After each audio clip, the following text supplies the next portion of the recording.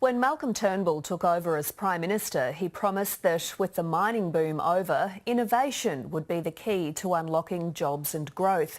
But 2.5 years later, those responsible for commercialising new ideas say Australia is being left behind, with sustained cuts to higher education and low business investment in research and development. One of the government's own advisors says Australia is comparable to third world economies, reliant on old industries like banking and mining, against countries like the US, where the top companies are all high tech. There are calls for this week's budget to give innovation a big boost. Chief Economics correspondent Emma Alberici reports. From this factory in Geelong, Victoria, they're making wheels for Ferrari using an Australian-invented technology. Most wheels are steel or aluminium, but these ones are carbon fibre, shaving at least 50% off their weight. It's very difficult to do what we're doing, and it's particularly difficult to fund it in this country. The company has also won the contract to supply Ford Mustangs in the US. It's the very model of a business that Malcolm Turnbull has heralded as Australia's future. We want to be a culture, a national culture of innovation. At his innovation pitch in 2015, the hope of the newly minted Prime Minister was that after years of digging resources out of the ground and selling them to the rest of the world, clever Australians would find new ways of making money. But experts say too many of our best ideas are being snapped up by savvy investors overseas. Our biggest shareholder is an offshore wheel manufacturer, in fact. So yeah, it hasn't come all from Australian sources, and that is one of the challenges. Roy Green was an advisor to the Senate's innovation inquiry in 2015 and says Australia is falling behind. It's interesting to note that when we measure complexity of economies across the world, this is a very interesting measure of how sophisticated an economy is.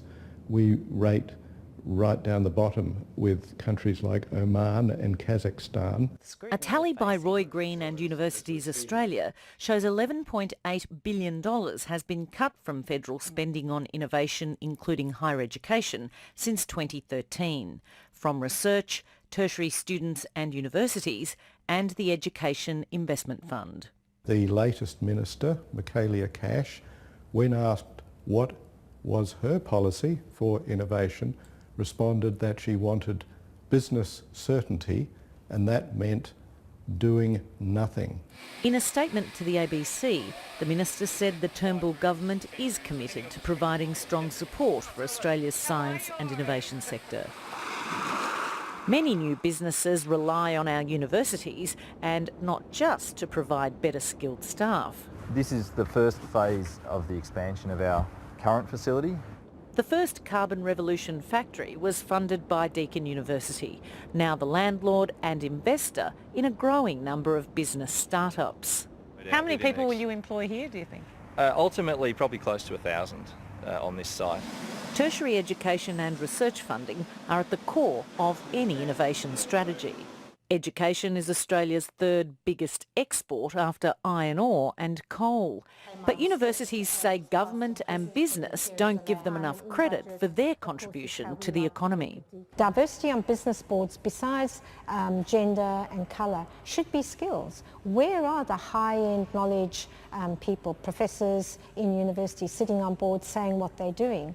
Australian businesses commit just 1% of GDP to research and development. That's almost a third of what similar countries are spending. Analysts want the government to better target the research and development tax incentive, so businesses are forced to spend it on truly inventive work. It's just not good enough for governments or for the business sector to say they want corporate tax cuts. If there are to be tax cuts, well, why not make them conditional on investment in these important areas? Unlike our global peers, Australia doesn't have much of a risk-taking culture.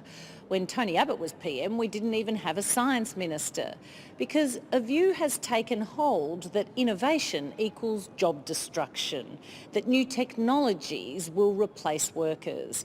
But an increasing number of entrepreneurial Australians are proving otherwise. There won't necessarily be fewer jobs, just different ones. Emma Alberici, ABC News.